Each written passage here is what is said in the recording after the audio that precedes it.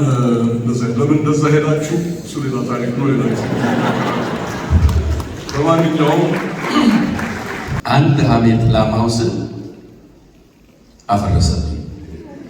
እንደምታውቁት በ83 ያወለቁት መጥቶ ስለነበር ብዙ ረብሻ ነበር እዚህ ሀገር ላይ እና እዛም ሆነ በ1971 ዓመተ ምህረት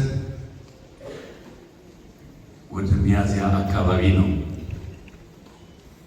ያው አበባታ ካለና ኪሮስ ይመጣል። ከኪሮስ በኋላ ተስፋዬ ይቀርባል። ተስፋዬ ሲማ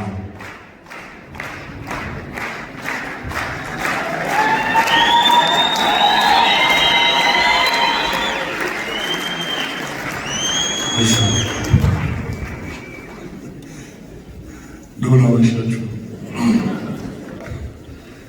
ጌትነት እንዲያው በሙያው ላይ ካሳለፋቸው 43 ዓመታት ውስጥ 6 ወሩን ከኔ ጋር ነበር። ከ6 ወሮቹ ከ6 ወራት ደግሞ 5ቱን ቀናት ጎን ለጎን ያለማቋረጥ አብረን ቁጭ ብለን ያሳለፍነው። ይሄ እንዴት ሆነ? መጀመሪያ ዛሬ 35 ወይ 36 ዓመት የኤችአይቪን በሚመለከት ጌትነት አንድ ተውኔት ጽፎ ነበረ። ያ የመጨረሻዋ ቅጽበት የምትል እሷን በመሸጡ ወደ እንግሊዝኛ መለሳትና በደብሊውኤችኦ ተጋብዘን ካሜሩን ያውንዴ ሄድን ያንን ቲያትር ለማሳየት። ከዛ በኋላ እዛ ካሳየን በኋላ ደግሞ ቲያትሩ ሲና ስለመረጠው ወደ ስዊድን እንሄድ ተብለን እኔ ጌትነት ራሱ፣ ዓለም ፀሐይ፣ ተክሊል ደስታና ፍቃዱ ተክለማርያም አብረን ሄደን የሰራ ነው። አሁን ወደ ስዊድን ይሄድ ተባለና ስዊድን ሄድ። ስዊድን ሀገር በተለያዩት ዩኒቨርሲቲዎችና ተማሪ ቤቶች አሳየን ያንን ቲያትር። ብዙ ታሪክ አለው እሱ ለሌላ ጊዜ ሌላ ታሪክ ነው። ከዛ በኋላ እዛ ሆነን አንድ ደግሞ አነስ ያለች አንድ ትዕይንት ደግሞ አንድ ጊዜ የምትሆን ደግሞ ቲያትር ጻፈ።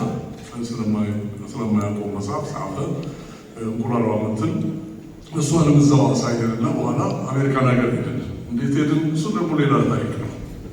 ከሄድን በኋላ አሜሪካን ሀገር ቦስተን ነበር። ከቦስተን አሳየን። ታዲዮስ የኩሪፍቱ ባለቤት ነበረ ኦርጋናይዝ ያደረገው። እዛ ሄድን። ከዛ በኋላ ቦስተን አሳየን። ማነው ስሙ ኒውዮርክ አሳየን። ዋሽንግተን እና ስናዳል ሁለተኛው ላይ ትንሽ ችግር ተፈጠረ። እሱ ሌላ ታሪክ ነው። ከዛ በኋላ ይሄ ከሆነ በኋላ ወደ ሎስ አንጀለስ ተገኘ ተባለና ስራ በአውሮፕላን መሄድ ስላልቻልን በአውቶቢስ ከዋሽንግተን እስከ ሎስ አንጀለስ ከአዲስ አበባ እስከ ኮሎምቢያ ማለት ነው አፍሪካ እና ለምን እንደዛ ሄዳችሁ እሱ ሌላ ታሪክ ነው። ሌላ ጊዜ በማንኛውም ይህ ሆኖ ጊዜ እዛ ማሳየንና ስንመለስ በአውሮፕላን መጣን። እሱ ሌላ ታሪክ ነው። ብቻ ያም ሆኖ ተሰባሰብንና ቦስተን በ5ኛ ወር እንደጨረስን 6ኛ ወር ላይ ተሰባሰብንና ቦስተን ተገናኘን። የኢትዮጵያኖች ኳስ ጨዋታ እዛ ነበር የሚካሄደው። ያን ጊዜ 1982 መጨረሻ ይህን ማወራላችሁ 1982 ሐምሌና ነሐሴ መሃል ነው እና እንግዲህ ጠዋት አንድ ላይ ነው የምናድረው ሁላችንም። ጠዋት ተነሳና አታ ነገር ወይም ተነገ ወዲያ አገሬ መግባት ፈልጋለሁ። ያን ጊዜ እንደምታውቁት በ83 ያወለቁት መጥቶ ስለነበር ብዙ ረብሻ ነበር እዚህ ሀገር ላይ እና እዛም ሆነን ያባበሉናል። እንደዚህ ብትቀሩ እንዲህ ብታረጉ ይባላል። ትክክል ነው። ከተቻለ ነገ አለበለዚያ ደግሞ ተነገ ወዲያ ግን እንዲህ ማለፍ የለበትም አለ። ሮም ሆኖ አሉ ማለፍ የለበትም ያለን ይመስለኛል። ያን እንደ ዛሬው ሄደ በስልክ በምን ምናምን ስለማይደረግ ቲኬቱ ሳየው አዎ እውነቱን ነው። ምንድን ነው የሆነው? እዚህ ከቆዩ አልተርፍም፣ አገሬ ልግባ ይሻለና ሄደ እና ትዝ ይለኛል የአንድ ቲኬት የምትሰራ ልጅ በዚህ ጊዜ እንደዚህ እንግዲህ ከዚህ ትነሳና አየርላንድ፣ ከአየርላንድ ትነሳና ቬና፣ ከቬና ትነሳና ካይሮ፣ ከካይሮ በኋላ ነው እዛ የምትገባው አገር ይሆናል። ይህ እንዴት እንደተስማም እሱ ሌላ ታሪክ ነው። ብቻ በዚህ አይነት ተነሳና መጣ። አንተ እኔ ራሴን ላትርፍ ብሎ ለእኛም ተረፈልን።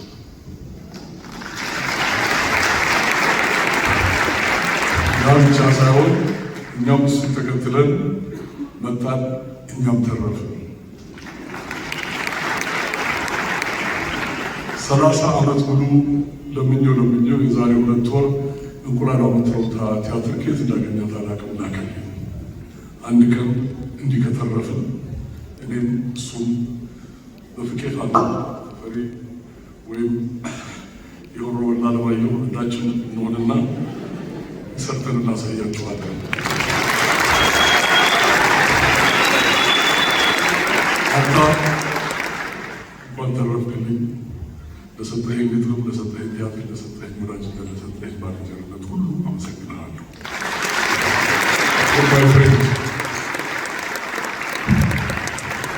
እናመሰግናለን። አበባቻ ሚኒስትር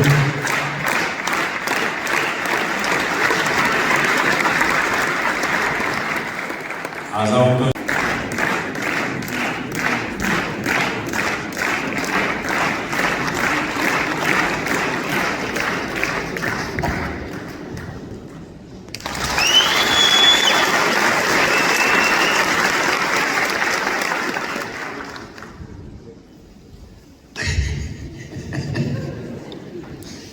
አንድ ሀሜት ላማውስን አፈረሰብኝ። ማይክሮፎኑን እኔ ሊያዘው ቶሎ እንድነጥቃለን። ለምን እኔ ምን አስቤ የመጣው ተፈሪ ዛሬ ቅዱስ የሆነው ጌትነት ሳይሆን ተፈሪ ነው። ንግግር የምናደርግ ሰዎች የሰዓት ገደብ አላስቀመጠም ልል ነበር። ለማንኛውም ተፈሪ በጣም ስስታም ሆኖ የማገኘው ማይክሮፎን ላይ ነው። ዛሬ በጣም ነው የተሸወድኩት። ተሸውጄ አላውቅም። አራዳ ነኝ ነው የምለው። እርግጥ ከወቅሮ ነው የመጣሁት፣ ግን ያደግኩት ሀብተ ጊዮርጊስ ልይ ስለሆነ አራዳ ነኝ ነው የምለው። በምን ተሸወድክ በሉኝ። ይሄ ልብስ የዛሬ 7 ወር ለልደት የተገዛ ልብስ ነው። ለጌትነት ልደት ምንድን ነው የምለብሰው ብዬ ስጨነቅ እንዴ ከአንድ ቀን በስተቀር ለብሰው ማታቅ ልብስ አለ፣ እሱን ልበስ ተባልኩ። ፌዴራል ናቸው ያዘዙኝ። ይሄ ልብስ እድለኛ ነው ለጌትነት ልደት 2ኛ ቀኑ ተለበሰ። ይህን ስትለብስ ምን እስክሽሞነሞን ድረስ ያው አብረሽ እንደተለመደው 11 ሰዓት አይገኝም። ስለዚህ ቀስ ብዬ ደርሳለሁ ብዬ ሻርፕ 11 ተኩል እዚህ ስደርስ ብሔራዊ ቲያትር ጥቅጥቅ ብሎ ተፌ ንግግር ጀምሯል። ተፈራ ወርቁ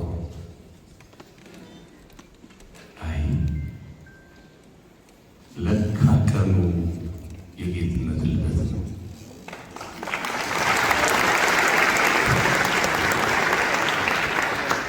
የተሸወድኩት እንደ ማንኛውም ልደት እንደ ማንኛውም በዓል መስሎኝ ነው። ግማሽ ሰዓት ያሳለፍኩት አልልማኔ ጌትነት ስምን መልአክ ያወጣዋል። በ1971 ዓመተ ምህረት ወደ ሚያዝያ አካባቢ ነው ያወቅኩት። ምን ማለት ነው? 71 ሳይሆን 72 እነሱ 71 ገብተው እኔ 72 ነው የገባሁት። ፍሬሽማን ነበር። ወደ ሚያዝያ አካባቢ 3ኛ ተርም ነበርና ቲያትር የተመደብነው ሚያዝያ አካባቢ ነው። ያኔ ነው የተዋወቅነው። ጌትነት እንዲው ተፈሪ አለሙ፣ አስታጥቃቸው ይሁን፣ አጥናፉ መኩሪያ፣ ያረጋል አጥናፉ የመሳሰሉ ድንቅ ሰዎች ጋር እግዚአብሔር አምላክ ያገናኘኝ ያን ቀን ነው። በዛ ብቻ አይደለም፣ የባህል ማዕከል አባላት ሆነን የተረብ ዘፈኖችና መዝሙሮች አሉ። ሁሌ ተፈሪ ካለ፣ ሁሌ ጌትነት ካለ ሙቀት ነው፣ ድምቀት ነው፣ ደስታ። በግጥም መተራረብ እየከረረ የሚሄድ ከሆነ ጌትነት ይገባና እምቧበይ እምቧበይ ልኝ እምቧበይ እምቧበይ ልኝ አንቺ በሬ የለሽ እኔ ላም የለኝ የኔ ላም አንቺ ነሽ እምቧበይ ልኝ ብሎ ያደፈርሰዋል። ያ የከረረው ጨዋታ ያለዝበዋል። ከዛም ጊዜ ጀምሮ ጌትነት የኔ ታናሽ ወንድም፣ ያው በ2 ዓመት ስለምበልጠው ነው። የኔ ታናሽ ወንድም፣ የታናሽ ወንድም ጓደኛ፣ የትምህርት ቤት ጓደኛ፣ የሥራ ዓለም ባልደረባ ሆነው ላለፉት 46 ዓመታት ኦልሞስት 46 ዓመታት ጌትነትን አውቀዋለሁ። ጌትነት ብዙ ግጥሞች የገጠመ ሰው ቢሆንም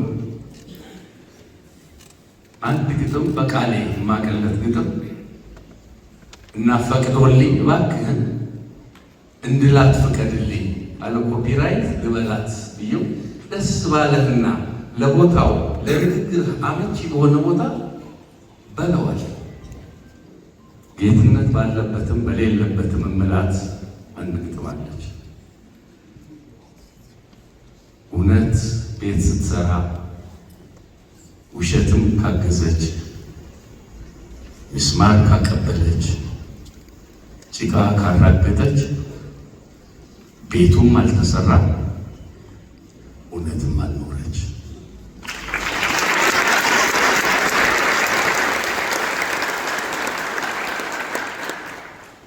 እች ግጥም የጌትነትን መላ ሕይወት የምትገልጽና የኖረባት ሕይወት ነች። በእውነት ለእውነት ኖሯል ጌትነት። አንዳንዴ እንደ ትንቢትም ይሆናል። ኤሜ ሲዛር የሚባል አንድ ደራሲ ሲዝን ኢን ኮንጎ የሚባል ስለ ፓትሪስ ሉሙምባ የጻፈው ድርሰት የነ ተፈሪ የነ ጌትነት ፕሮዳክሽን ነበርና እኛ በረዳትነት ተመድበን እዛ ስንሰራ ስታንዛ ፕሌየር የሚባል አንድ ገጸ ባህሪ ይጫወት ነበር። ጊታር ይዞ ጌትነት እንዳምን ይላል። አንደኛው እንትኑ እንግዲህ ስታንዛ ፕሌየር እንደ እንትን ነው፣ እንደ ተራቢ እንደማለት ነው፣ እንደ ጉዱ ካሳ ማለት ነው። እዛ ላይ የሚነገሩ ነገሮችን የሚተርብ ነውና the trap remembers the bird, but the bird forgets the trap. ወጥመዱ ወፊቷን አይረሳትም፣ ወፊቷ ግን ወጥመዱን ትረሳዋለች ነው። throughout his life ደግሞ ጌትነት የህይወት ኖሮታል። በሚደርሳቸው ድርሰቶች፣ በግጥሞቹ፣ በተውኔቶቹ ተፈትኖበታል። ትራፕ አልለቀቀው ወይ አዲስ አበባ የሚል ቲያትር ጽፎ መከራውን አይቷል። ታውቃለህ፣ ምንም እንኳን ደጋ እሱ እዚህ ቢሆን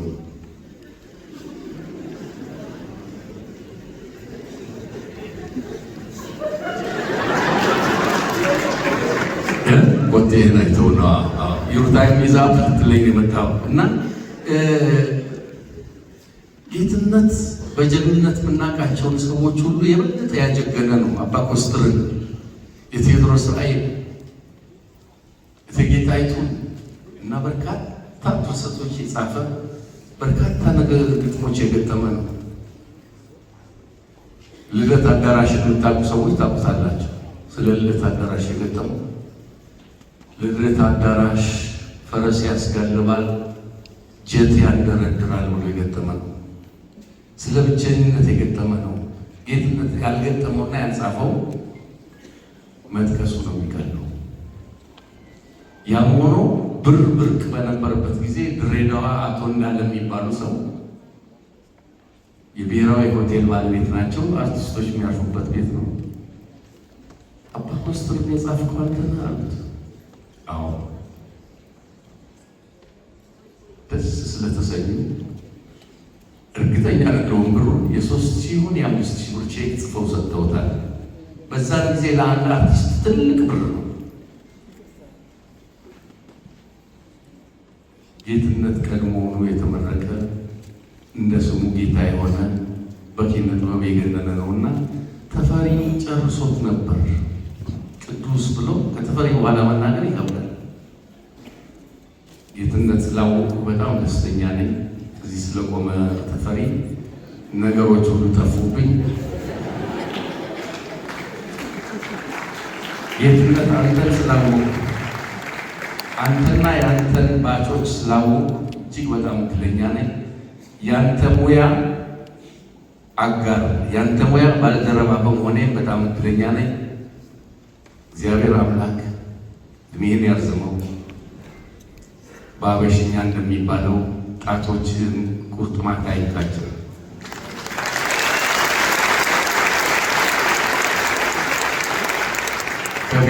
ከብሔራዊ ቲያትር በ2 ዓመት ከ2 ቀን ታንሳለህ። ብሔራዊ ቲያትር የዛሬ 2 ቀን ህዳር 3 70ኛ ዓመቱ ነው። አንተ 68 ነህ። ለ80ኛውም ለ90ኛውም ዓመት ያብቃ። አመሰግናለሁ። እናመሰግናለን። ሮስ እግዚአብሔር ያክብርልን።